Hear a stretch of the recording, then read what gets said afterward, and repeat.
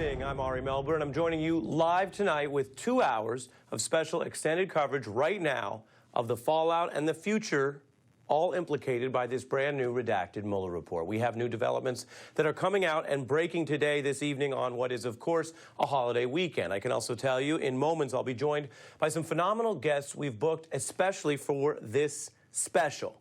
Solicitor General Neal Katyal, as well as David Korn, former prosecutor John Flannery, reporter Natasha Bertrand, and many more. We're going to dig in especially to what Mueller found on obstruction. And later, we'll look at some of the key questions that still are percolating, like why didn't Mueller ultimately subpoena President Trump and force him into a sit-down interview, and should he have? We're also going to get into something that is embarrassing for the Trump administration no matter what else happens in the Mueller report. The fact that the newly installed Attorney General, Bill Barr, has been busted through this report for misleading the American public. And what do Democrats do about all of this? Now, we begin tonight with something that you can see right here that you never really saw in the 22 months throughout the investigation. Bob Mueller, in person, doing what usually fell to his Justice Department detailed spokesperson, Peter Carr, many, many times, which is refused to answer press questions.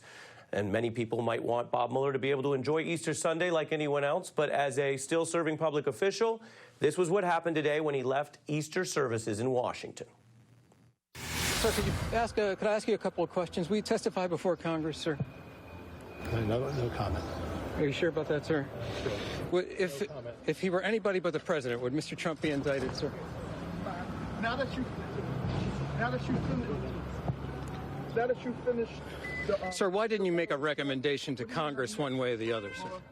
Are you going on vacation at least somewhere? Did the Attorney General accurately characterize your positions on conspiracy and obstruction, sir? Bob Mueller jumping into the car and metaphorically and literally doing what he's done at so many points in this probe, which is err on the side of not speaking in any way other than through his report. That report, of course, we have at least in a redacted version now, and Democrats are demanding that Mueller go beyond what you just saw with the press and in a more formal fashion testify and address any remaining questions. Judiciary Chair Jerry Nadler says do it by May 23rd. The other issue, though, confronting Democrats is what they'll do with the redacted report or the full thing when they get it, because it has very clearly evidence against Donald Trump for the crime of obstruction. Will they use it to begin at least impeachment proceedings, if not impeachment? Will they do any other methods of accountability, or will they just move on? What we're seeing today is that even though the top chairs there of the investigating committees are not yet able to agree at this hour on exactly what they want to do next. Do you think this is impeachable? Yeah, I do. If proven, which hasn't been proven yet, some of this if proven, some of this would be impeachable, yes. I'm not there yet, but I can foresee that possibly coming. I, for one, have been for impeachment for a long time. I'm going to continue to be for impeachment. I think what we are going to have to decide as a caucus is what is the best thing for the country. The obstruction of justice in particular in this case is far worse than anything that Richard Nixon did. Worse than Nixon, and Democrats very clear on what that means and how that presidency ended. Now, tomorrow, we're told Speaker Pelosi will actually be convening Democratic members on a call to suss out these differences and figure out the way forward. Let's get right into it. As I mentioned, I have some special guests tonight. Neal Katyal, former Solicitor General of the United States. He wrote the rules governing Mueller, which speak to some of the decisions and hard calls that were made. He's an MSNBC analyst. Jason Johnson, a politics editor for The Root. Eleanor Cliff, Washington correspondent for the Daily Beast. And Natasha Bertrand, national security correspondent for Politico. A good evening and a special thanks to all of you for being part of this coverage here on a Sunday night. It's interesting to do this special when we do know that Mr. Barr, from the beginning, wanted to issue his own judgment and not have a lot of other discussion, be it from the Congress or on a panel like this. It's clear he was trying to short-circuit the discussion. As journalists, although we don't know where this goes, we're not going to have it short-circuited. So I'm very thankful to have you all here. I could start with Neal as the legal heavyweight, but I'm actually going to start with Eleanor for the congressional view of this. Given that there's overwhelming evidence of obstruction in certain places, but there is no underlying conspiracy, what do you think is the standard for Congress to proceed on this, on substance, if not on the politics? I think there's no question that this president attempted obstruction of justice. The fact that he failed at it because some of his people protected him does not excuse him from the steps that he took, in my view. So I think these are clearly impeachable crimes. But this is political war. We've got two sides. We've got the Barr, Rosie scenario, and then we've got the dispassionate facts as laid out in the Mueller memo. And I think that the Attorney General actually scored a political win for this president by putting the simplistic Rosie scenario out there first and early. If you talk to people who are not fully immersed in this, you know, they buy no collusion, no charges of obstruction of justice, let's move on. I think it's up to the Democrats to keep this issue alive, to do appropriate oversight, to bring the characters out of the Mueller report onto cable television and let the American people hear these stories firsthand. We have this president's behavior, as outlined in a number of tell-all books, now documented in excruciating detail by a federal prosecutor. The American people do need to hear that. But you can't conduct a war if you do not have public opinion with you. We couldn't sustain the effort in Vietnam, and we couldn't sustain it in Iraq after a certain point when you don't have the public. The public is not with impeachment. They don't fully grasp, I don't think, the dimensions of what this president has done, what he is capable of doing, and how he is not being held accountable. So there is an education job to be done. So you don't take impeachment off the table, but you don't launch into it. You conduct appropriate hearings, and you do other things. You take care of the people's business, and there's plenty of that, from immigration to opioid drugs to health care. And the Democrats should not allow themselves to be swallowed up by this report. Neal? So I agree with the idea that Barr had a short-term political victory. I just think it's short-term and ephemeral and not something that's going to last. So Barr didn't say two things that were crucial. They're on pages 1 and 2 of the Mueller report in his lengthy press conference. Number one, Mueller says, even if Trump were guilty as sin, I couldn't indict him because of these two Justice Department opinions, and as such, I'm not going to potentially incriminate him in the report. So that's number one. And number two, he says, if the evidence shows that Trump committed no crimes and was clear as day, then I will exonerate him. And Mueller does neither. And then, as we'll be talking about over the next couple hours, Ari, the report paints a devastating picture of the president.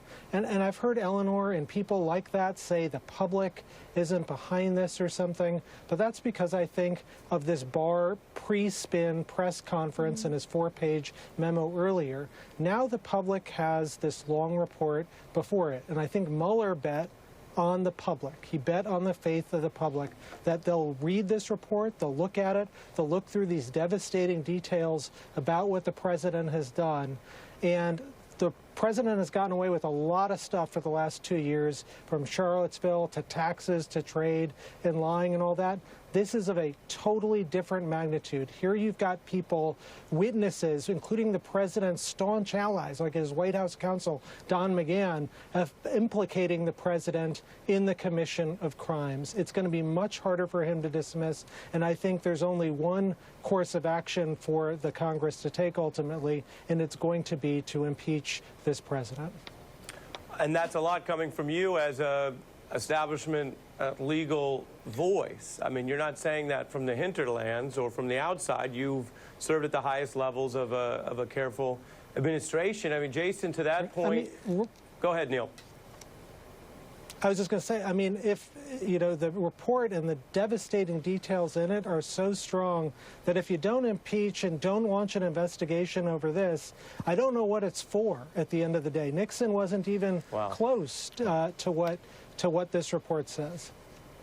Well, that's striking when you put it like that. Again, because, Jason, the way to read Mr. Barr's now exposed misleading statements, both to the Congress and to the public, is either that he's incredibly over-aggressive, almost sort of reckless in doing what he didn't need to do from a political perspective, but just wanting to spike the football, or what I think Neal Katyal just laid out. The alternative explanation is that on its face, the overwhelming evidence of obstruction in the report, that is to say part 2, is so damning and so bad and so fueled and supported by Donald Trump's own most loyal innermost aides that Barr felt a need to get ahead of it, even if he knew he was kind of pulling a grenade on himself that would explode soon, because it was so important to get ahead of those stories which are supported by Bannon, by Priebus, by McGahn. Jason.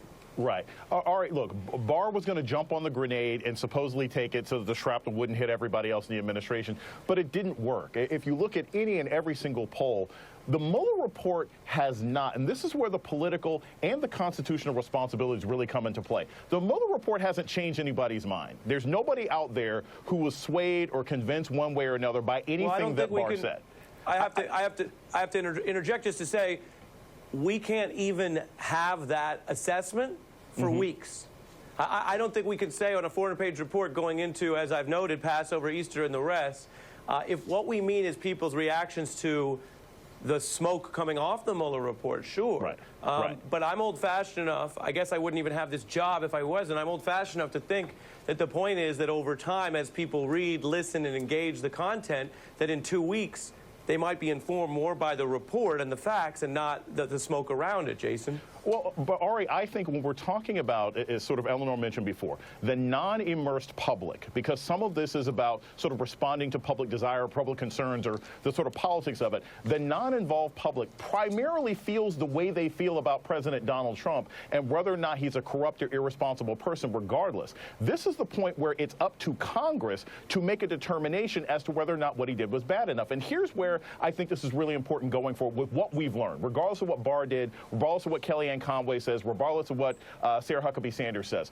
You know, if you looked at, say, Brett Kavanaugh last year, the public didn't have a strong opinion about whether or not Brett Kavanaugh should get on the Supreme Court. But after he had to testify and after people saw his behavior, the public sentiment began to change. The same thing is going to happen with impeachment. While the public may be somewhat ambivalent about this now or not really know what impeachment looks like, should the Democrats hold hearings and begin the impeachment process and lay out the case of what was actually presented in the Mueller report, I do think public sentiment will be in favor of this. And that's what I think is important going forward. If the Democrats avoid this opportunity, if they disabuse themselves of the responsibility they have to hold this president accountable, they will never have this opportunity again. And I don't think investigations are enough. I think impeachment is in order. Natasha? So there are a couple different ways to look at this, obviously. I think the political risk is very clear. The political calculation that the Democrats are making is very obvious. But that's also what they're criticizing the Republicans for, right? I mean, the Democrats have criticized the Republicans for acting politically. Their base voted them into office in November because they wanted to see them hold the president accountable. And what better moment than this is the argument that some are making. You have the Mueller report. It's kind of like the dog caught its tail and now it doesn't really know what to do. It's kind of like the Democrats really didn't have a plan for this because I guess they didn't foresee that the report would be this bad. But, you know, there's also... Let me press you on that, Natasha, because is that where, in your own reporting journalistic way, you're raising an implicit criticism of some of the Democratic leadership, because they've known for 3 weeks there wasn't a conspiracy indictment. We knew that because Mueller finished. And they also knew that Mueller spent a lot of time to research the rest of what, at least in public view, looked bad and is even worse than the report. So why should it be so hard to have a plan for something that was expected? Well, potentially because they didn't want to have a plan. Potentially because the argument and the thinking amongst some in leadership is we need to hold him accountable at the voting polls, in November of 2020, that the only way that the country is going to potentially, you know, come back together here is with a resounding defeat in 2020. And the argument also is that an impeachment process would politicize an oversight responsibility in a way that it doesn't necessarily have to be. So the other alternative that they're looking at is just holding oversight hearing after oversight hearing after oversight hearing about all of the things that Mueller found without necessarily calling it an impeachment proceeding. On the other side, my come on is to them, not to you, but you as the reporter. come on, endless hearings. I mean, this is a time for choosing, and this is where I want to press you and then Eleanor before I fit in a break, which is it not the Democratic Party that throughout the entire Trump era has been giving out lectures to their Republican colleagues and certainly to the senators in the Republican Party? When will you stand up? When will you go for what is right or what you've said in the past, not just politics? So isn't it politics if the Democrats are trying to game out 2020 instead of say, look, if there was obstruction, deal with it. And if there wasn't, then be honest about that. But either way, don't bring politics into something at this constitutional level. Natasha and then Eleanor. Correct. No, and that's why I said at the beginning that the implicit criticism there is that they're being hypocritical, and that it's time for them to take an ethical position of the type that they've been hammering away on for the last 2 years. But the other side of that, of course, is that the most important thing, the overriding concern, is about beating Donald Trump in 2020. But the Democrats also elected a wave of Democrats into office in November, partly because, if not largely because, they wanted to see them hold Trump accountable. But another aspect of this that I think we're going to see just, a little bit apart from this is that the Justice Department and the Republicans in the Senate and the Republicans in the House are going to start making the origins of this investigation a huge issue, and so they're going to have to compete with the countering narratives constantly about the fact that this was the idea that this was a witch hunt. Bill Barr is conducting his own parallel investigation to the Inspector General into the origins of this probe. So there's going to be a lot of noise, and I think the Democrats now are trying to game out a way to rise above that noise in a way that doesn't necessarily have to seem political. Eleanor. Yes, this is not an either-or situation. I'm going to defend Speaker Pelosi here. She calls it step by step. Yes, they start with oversight hearings. I don't think it's going to be oversight hearing after hearing after hearing. At some point, they will have to decide if they're going to open an impeachment inquiry. There is no reason to rush. The Pentagon Papers, when they came out during the Nixon administration, people read those papers, and that changed a lot of minds. Maybe people are going to read this book. The Washington Post says it's a runaway bestseller. And if people do read it, it will sink in. But people need help understanding the gravity of the situation, and the Democrats need to bring these people to life. And I can't wait to hear from the Sphinx, from Robert Mueller. Nobody even has heard his voice. Don McGahn is a witness who can testify to this president's behavior up close and personal. This is what the Democrats need to do. And they shouldn't be rushing into a trial in the Senate with Chief Justice John Roberts presiding over a Republican Senate that has shown no cracks unless you count Mitt Romney's calling this appalling. So we may get there. I hope we do get there. But I don't think there's a rush. And for the Democrats to start feuding among themselves as to whether they're going to live up to their moral standards and launch impeachment right away because it's the right thing to do, or they're going to be craven politically because they're worrying about re-electing this person in 2020. I mean, I just don't think that's a set of arguments that Democrats need to be wasting a whole lot of time on. Right. Eleanor Cliff and Jason Johnson, I want to thank you both. Neal and Natasha, stay with us for the coverage. I'm going to fit in a break. When we go on in the special report, we're going to do some things